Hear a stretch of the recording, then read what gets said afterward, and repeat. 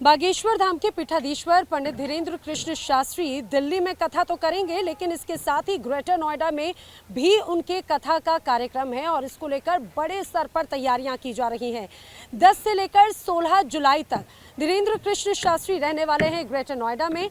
और जिस जगह पर मैं मौजूद हूँ, दरअसल ग्रेटर नोएडा का जैतपुर ये गांव लगता है मेट्रो स्टेशन के पास में, और बड़े स्तर पर तैयारियां की जा रही हैं।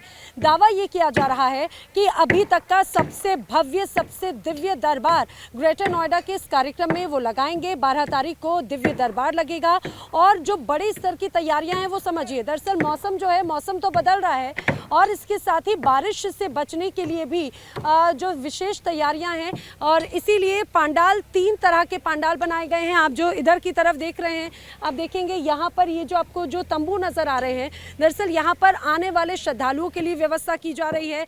और बताया ये जा रहा है कि रोजाना लगभग 1 लाख श्रद्धालुओं के बैठने की तो व्यवस्था है, लेकिन आयोजककर्ता ये दावा कर रहे हैं कि 20 लाख से ज़्यादा, 20 से 25 लाख से ज़्यादा श्रद्धालु इस कथा वाचने के कार्यक्रम में कथा सुनने के लिए आ सकते हैं।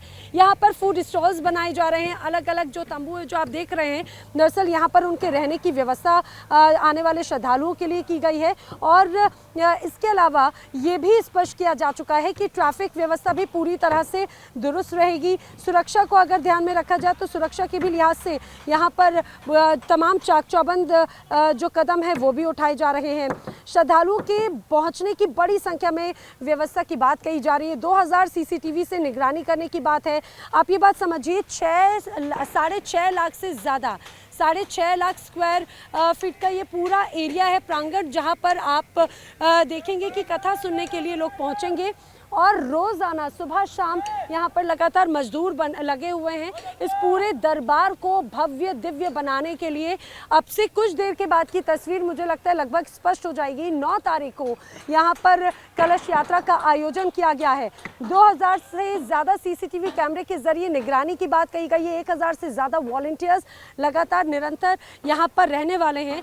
मजदूर जो लगातार यहाँ पे काम कर रहे हैं, आप देखिए ये जो पूरा शेड है, बताया जा रहा है कि बारिश को ध्यान में रखते हुए, मौसम को ध्यान में रखते हुए तैयार किया जा रहा है। जर्मन शीट्स इन्हें कहा जाता है, जो कि बारिश से बचाव का कार्य करेंगे। मैं आगे की तरफ जाऊंगी। इसके पहले हमने देखा था जब टाइम्स ऑफ नवभारत ने आपको बिहार में लगे दरबार की भी तस्वीर दिखाई थी, और हमने वहां ये भी पाया था कि किस तरह से वहां पे सारी व्यवस्थाएं चरमरा गई क्योंकि अप्रत्याशित भीड़ नजर आई। उसको ध्यान में रखते हुए भी बड़ी तैयारियां जो हैं वो ज़रूर यहाँ पर अभी से की जा रही हैं। जो आयोजक हैं वो ये स्पष्ट कर चुके हैं कि यहाँ पर लोगों के बैठने के लिए अलग अलग व्यवस्था है। आगे की तरफ आप देखेंगे तो वो मुख्य पंडाल यही है। मुख्य पंडाल में आगे की तरफ वहाँ उधर की तरफ पंडित धीरेन्द्र कृष्ण शास्त्री यहाँ पर श्रीमद् भागवत कथा का वाचन करेंगे। और इसके अलावा अलग अलग जो 2 पंडाल है वहाँ पर श्रद्धालुओं के बैठने की भी व्यवस्था की गई है। और आइए ज़रा अब ये भी जान लेते हैं कि आखिर व्यवस्था है किस तरह से।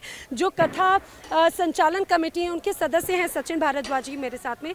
सचिन जी, किस तरह की तैयारियाँ हैं, कितने श्रद्धालुओं के पहुँचने की संभावना है? लगभग 25 से 30 लाख के आसपास की यहाँ श्रद्धालुओं के पहुँचने की संभावना है। और जो तैयारियां हैं वो बिल्कुल अंतिम चरण में है। पंडाल हमारा बिल्कुल तैयारियां हो चुकी हैं। यहाँ बैठने की व्यवस्था भी है, लोगों के ठहरने की व्यवस्था भी बहुत उचित, उसमें हम यहीं पर ही लोग ठहर सकेंगे। हाँ, यहाँ से 25 से 30 हज़ार लोग यहाँ पे हमने रात को उनकी ठहरने की व्यवस्था की है। पीछे हमने वॉशरूम बना रहे हैं हम, और उसके जस्ट पीछे उनके खाने पीने की भंडारे की सुविधा है, जो 24 घंटे भंडारा यहाँ चलेगा। 24 घंटे चलेगा। आपने 20 से 25 लाख श्रद्धालुओं के पहुंचने की संभावना जताई। इधर की तरफ आ जाते हैं, अंधेरा है। लेकिन सचिन जी, हमने देखा था बिहार में जब आयोजन हुआ था तो ऐसा लग रहा था सारी व्यवस्थाएं पीछे रह गई। भीड़ इतनी ज़्यादा बेकाबू हो जाती है, उनमें पंडित धीरेन्द्र कृष्ण शास्त्री को सुनने के लिए, उनके नाम को लेकर इतने उत्साहित हो जाते हैं। भीड़ को कैसे संभालेंगे, क्या व्यवस्था है उसकी? हमने बिहार के कार्यक्रम को देखते हुए हमने बहुत ज़्यादा एक्स्ट्रा तैयारी की है, जिसमें हमने अपने जो वॉलंटियर की जो संख्या है वो हमने 1000 के आसपास की है। और हमने अपने यहाँ गौतम बुद्ध नगर पुलिस प्रशासन से हमने 5000 एक्स्ट्रा पुलिस जवान की हमने उनसे यहाँ मांग की है कि वो लोग, अगर यहाँ भीड़ बहुत ज़्यादा आती है, कंट्रोल से बाहर आती है, कि वो जवान उनको समझा बुझा के, जिसमें हमारे वॉलंटियर भी उनको सहयोग करेंगे। तो हमने बहुत ज़्यादा उचित सुविधा इसलिए की है कि भाई आसपास देखना, आप जितना टेंट लगवाए उसके इतना ही टेंट पीछे बिल्कुल खाली पड़ा हुआ है। अगर भीड़ बहुत ज़्यादा आएगी तो वो लोग आराम से बाहर खड़े होकर भी कथा सुन सकते हैं। यानी कि जो वाइट, ये जो हम तंबू दिख रहे हैं, ये आने वाले श्रद्धालुओं के रहने की व्यवस्था है। हाँ, इसमें कुछ जो टेंट है वो हम प्रशासन को अलॉट करेंगे, जैसे यहाँ वो अपना कंट्रोल रूम बनाएंगे, सीसीटीवी कंट्रोल रूम रहेगा, पुलिस पॉकेट बॉक्स रहेगा, और भी यहाँ जो कमेटी हैं उनके फैमिली के मेंबर आएंगे, वो लोग यहाँ रहेंगे। लेकिन उसके अलावा भी हम यहाँ 50 टेंट अलग से एक्स्ट्रा लगा रहे हैं कि बाबा के स्टाफ के जितने भी लोग आएंगे हम उनकी उचित यहाँ ठहरने की व्यवस्था कर सकें। अच्छा, क्योंकि अब इतनी जब बड़ी संख्या में लोग आते हैं, व्यवस्थाएं भी उतनी बड़ी हो जाती हैं। सचिन जी, अब ज़रा मुझे ये बताइए कि चाहे वो ट्रैफिक व्यवस्था हो, सुरक्षा व्यवस्था हो, निगरानी चौकसी कैसे करेगी पुलिस? हमने 250 सीसीटीवी कैमरे लगाए हैं, और जो ट्रैफिक की व्यवस्था है पंडाल के चारों तरफ 2 किलोमीटर के एरिया में हमने पीछे ही पार्किंग दे दी है।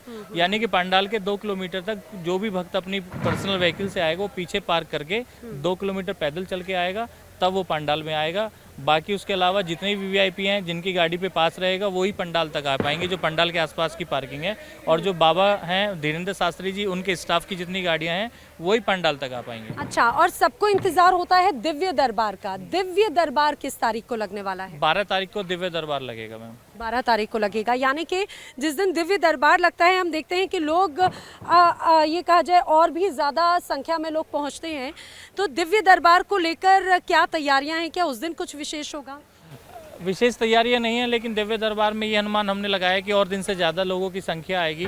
उसी को देखते हुए पुलिस प्रशासन से ये मांग की है कि 12 तारीख को यहाँ विशेष रूप से ध्यान दिया जाए।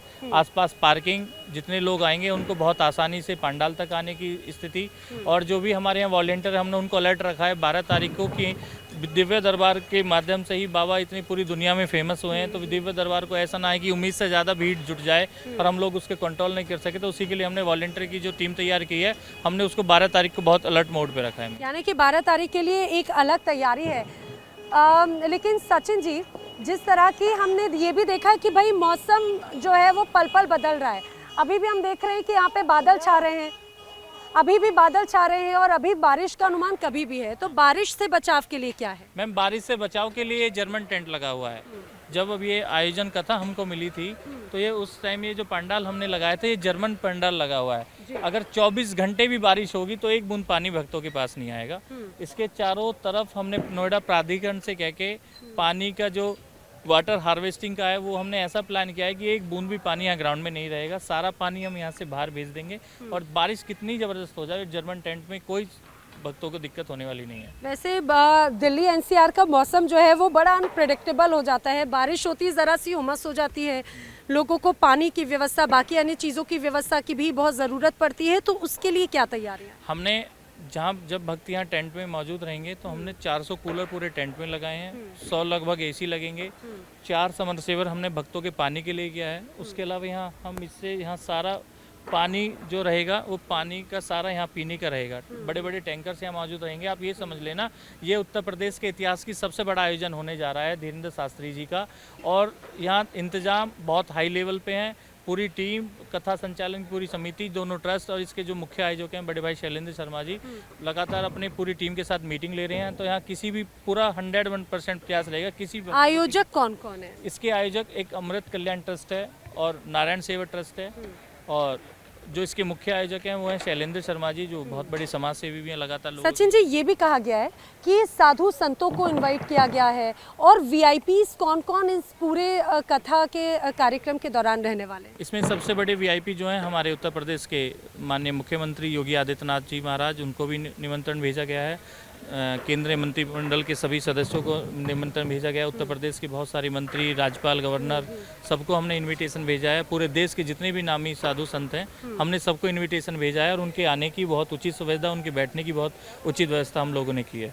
ठीक है, यानी कि अव्यवस्था नहीं बनेगी, ये ज़रूर एक तैयारियों के लिहाज से नज़र आता है। एक बार फिर से मैं आपको दिखाऊं, हालांकि आज 5 तारीख है और आप ये मान के चलिए 9 तारीख को यहाँ पर कलश यात्रा जब निकाली जाएगी, उसके बाद में उसी दिन शाम को पंडित धीरेन्द्र कृष्ण शास्त्री यहाँ पर पहुँचेंगे, और 10 तारीख से कथा का जो कार्यक्रम है वो शुरू हो जाएगा, और दोपहर से कथा वाचन का कार्यक्रम शुरू होगा। श्रीमद् भागवत कथा का आयोजन यहाँ पर किया जा रहा है। पंडित धीरेन्द्र कृष्ण शास्त्री का इन दिनों जलवा ऐसा है कि हर कोई उनकी कथा का, उनके अंदाज के लिए दीवाना। यही वजह है कि जहाँ जहाँ पर उनकी कथा होती है, हजारों में नहीं बल्कि लाखों की संख्या में लोग उन्हें सुनने के लिए, उन्हें देखने के लिए पहुंचते हैं। अब ग्रेटर नोएडा में जैतपुर गांव में जब उनकी कथा का आयोजन हो रहा है 10 से 16 जुलाई के बीच में। अब ऐसे में लोगों की संख्या जो है वो लगातार बढ़ती हुई नजर आएगी, ऐसा आयोजकों का मानना है। यही वजह है कि जो पहले 4 लाख स्क्वायर फीट के इलाके में जो पूरी कथा का कार्यक्रम हो रहा था, अब भीड़ को मद्देनजर रखते हुए अब इसका दायरा जो है वो 6.5 लाख स्क्वायर फीट का कर दिया गया है। और जो यहाँ पे श्रद्धालु आएंगे उनके रहने की भी व्यवस्था है। अगर कोई कमेटी से यहाँ पर जो आयोजन समिति उनसे संपर्क करता है रुकने की व्यवस्था, तो आप देखिए यहाँ पर ये जो आपको टेंट जो नजर आ रहे हैं, दरअसल ये उन्हीं के लिए इस तरह से टेंट लगाए जा रहे हैं, वो यहाँ पर आराम से रुक सकते हैं। अब आप जरा सोचिए, आयोजकों का कहना है कि इन 7 दिनों में 20 से 25 लाख श्रद्धालु यहाँ पर पहुंच सकते हैं। अब आपके मन में सवाल होगा कि भीड़ अगर इतनी ज़्यादा होगी तो व्यवस्था चरमरा जाएगी, कोई रहेगा कैसे, खाएगा कैसे। सबसे इंपॉर्टेंट हो जाता है कि यूरिन की आखिर क्या व्यवस्था होगी, सिक्योरिटी की क्या व्यवस्था होगी। मैं आपको बताती हूँ, दरअसल यहाँ पर ग्रेटर नोएडा अथॉरिटी की तरफ से बड़े स्तर पर यहाँ पर सभी जगहों पर अस्थायी टॉयलेट्स बनाए जा रहे हैं। बताया जा रहा है कि 24 घंटे भंडारे का आयोजन समिति करवा रही है। आयोजन समिति पुलिस की तरफ से यहाँ पर लगातार 24 घंटे सुरक्षा कर्मियों की तैनाती होगी और एक बार में 1000 से 1500 सुरक्षा कर्मी इस पूरे प्रांगण में लगातार नजर आएंगे। आप जो ठीक पीछे की तरफ ये जो देख रहे हैं, दरअसल ये तंबू 3 बड़े बड़े जो यहाँ पर हॉल बनाए गए हैं और यहाँ पर गर्मी को ध्यान में रखते हुए एसी की व्यवस्था है, बारिश को ध्यान में रखते हुए इसी तरह से वाटरप्रूफ पंडाल लगाए गए हैं। आयोजन समिति का ये स्पष्ट तौर से कहना है कि ये वाला जो आयोजन होगा जैतपुर गांव जो ग्रेटर नोएडा के अंतर्गत आता है, गौतम बुद्ध नगर के, यहाँ पर ये होने वाला कार्यक्रम अपने आप में ऐतिहासिक होने वाला है।